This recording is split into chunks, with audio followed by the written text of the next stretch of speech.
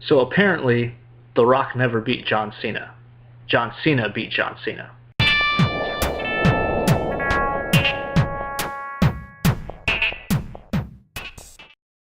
Hey guys, welcome to the March 26th, 2013 edition of the Matt Rundown. And before I get started today, I just wanted to remind you guys that starting after WrestleMania, I'm going to be having separate shows for the WWE and for TNA. So on Tuesdays will be the WWE shows, and Fridays will be the TNA shows.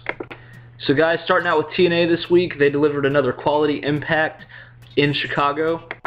One thing that I didn't like, though, is I didn't like how they tried to, explain how everything fit together with Bully Ray and the Aces and Eights. You know, I mean, I think most people, whenever you sit back and really look at it, it doesn't make sense when you look at the things that have happened.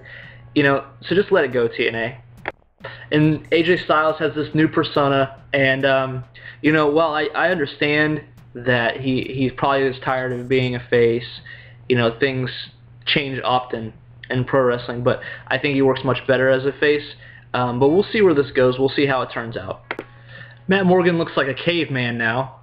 Not that I can talk too much myself, but it seems like it's becoming kind of a trend for wrestlers, you know, to have scruffy beards. You know, Matt Morgan, of course, Eric Young, and of course Daniel Bryan. And so the X Division all title matches. I might screw this up, but I'm going to try to explain it as much as I can. All of the X Division title matches are going to be triple threat matches.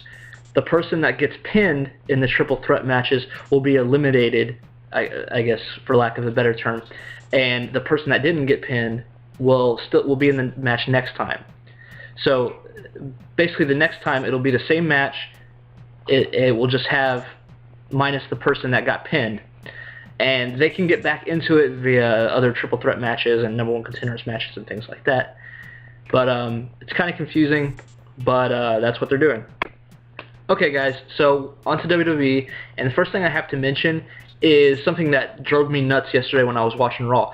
You know, WWE 13, which I have it's a great game, but it was rebranded with a 2K logo, and it was re-released on shelves.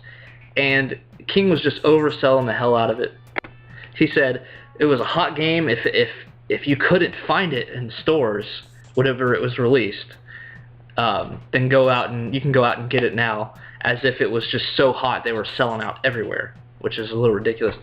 And King said that it was one of the greatest games of all time. I mean, it's a cool game, I'll give you that. It's a wrestling game, though, you know what I mean? So I think like Half-Life 2 or Ocarina of Time or one of those games might have something to say about that.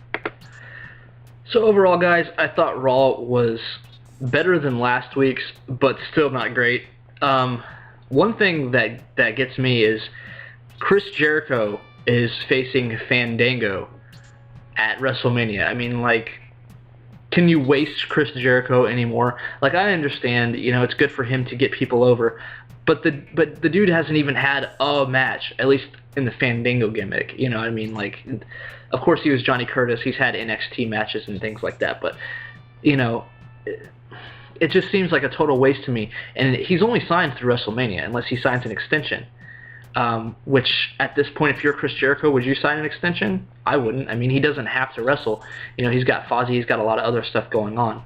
So, to me, they're just wasting him.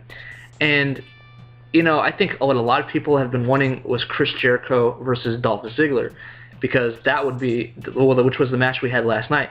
But that would be, on the WrestleMania stage, that would be an excellent match. And it just seems like they don't really know what they're doing, or where they want to go with certain angles. And now we have Dolph Ziggler and Big E Langston, who hasn't had an official match yet, versus Daniel Bryan and Kane for the tag titles. And in my opinion, I thought Daniel Bryan and Kane should have lost those titles to Rhodes Scholars at the Rumble, and they should have broken up, because their tag team heat is just, their steam is gone now. Yeah. And so last night on Raw, we had The Rock and John Cena facing the panel of legends. You know, Ric Flair was supposed to be there. He had a scare in the back, and he wasn't able to be out there. He had to go to the hospital. But to me, it just seemed like it was just an attempt for them to try to build for WrestleMania. I mean, it's WrestleMania season, so that's what you expect. But they were basically saying the same thing, and John Cena said that The Rock didn't beat him.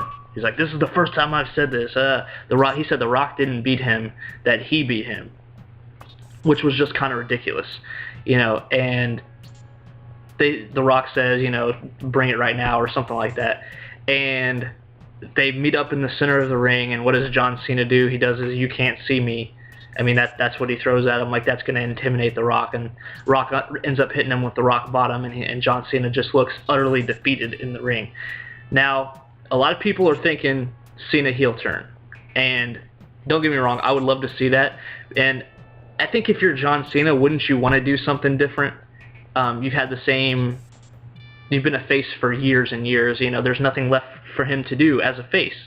He's won all these titles, and he looks like, I'm probably giving WWE too much credit here. I don't think they have the balls to pull the trigger on this. I'm just saying that right now. I don't think the WWE has the balls to pull the trigger on a John Cena heel turn. But it's looking very obvious that it could go in that direction.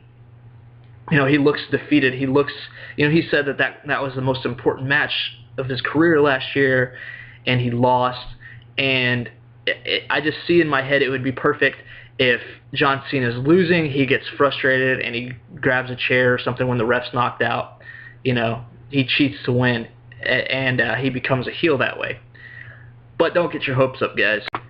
And guys, WrestleMania this year, I don't know if you're aware of it, but it's actually more expensive than last year. It's going to be up $5 from last year's price. It's going to be $59.99 for standard def, $69.99 for HD, which is pretty damn expensive for a pay-per-view, even if it is WrestleMania. And it just seems to me like they're relying too much this year on the build just for the names alone. You know what I mean? Like Rock and Cena are going to sell it just on their names. Triple H versus Brock Lesnar just on their names, which Triple H as a retirement match is pretty damn stupid because the guy's effectively retired anyway. But the build is just not there this year, and I don't know why that is. I mean, some of the matches they've just straight up dropped the ball with Chris Jericho versus Fandango. And then you have Dolph Ziggler and Big E Langston facing Team Hell No, which to me, Rhodes Scholars is the team that should take those belts. You know what I mean? If anyone's going to take those belts, it should be Team Rhodes Scholars. They're the most over out of all the guys, excluding Team Hell No, of all the tag teams. So that's one thing. But I just think the WWE might be disappointed at the buy rates because the build just isn't there this year. Anyway, guys, that's going to be it for this week's rant. If you enjoyed this, please hit that like button. I would appreciate it so much. And also, watch for number 2 and number 1 of the worst WrestleManias of all time coming this week. I know I said I would get it last week. I promised with my computer, but I will definitely get it for you this week. One is coming on Friday, and one is coming tomorrow on Wednesday. So look for those. And as always, guys, thanks for watching, and I'll see you next time.